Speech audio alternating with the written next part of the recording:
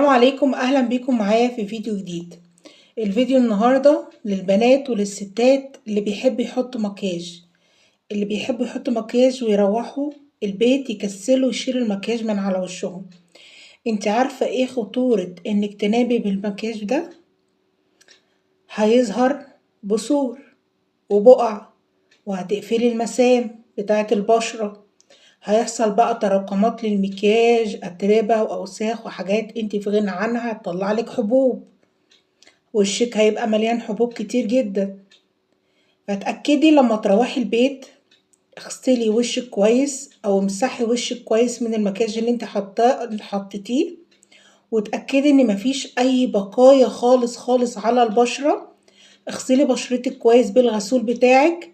بعد كده ابتدي حطي المرطب بتاعك، واهتمي ببشرتك عشان بشرتك ما تتبهدلش.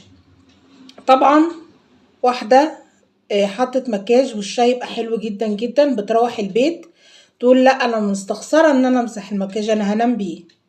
طب ما انتي كده بتقفلي المسام بتاعت بشرتك، كده هيطلع لك فيه بثور، كده هيطلع فيه حبوب. كل ده بيبقى ناتج عن انك بتنامي بالمكياج بتاعك. حطيتي اي مكياج على البشره لمس بشرتك كده، اول ما تروحي البيت نضفي بشرتك كويس وتأكدي انك شلتي كل حاجه من على البشره، عشان طبعا ما نبهدلش بشرتنا. بس يا جماعة، معلومة كده حبيت اقولها لكم في فيديو بسيط وسريع. اتمنى ان الفيديوهات القصيرة البسيطة دي تكون بتعجبكم. محبش اطول في الفيديوهات لان في ناس كتيرة ما بتحبش الفيديوهات الطويلة. فايه رأيكم في الفيديوهات القصيرة دي؟ استمر كده ولا اعمل فيديوهات طويلة؟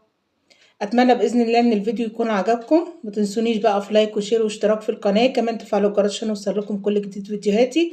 ولو عجبكم الفيديو تشجعوني بلايك، واشوفكم في فيديو جديد ان شاء الله، والسلام عليكم.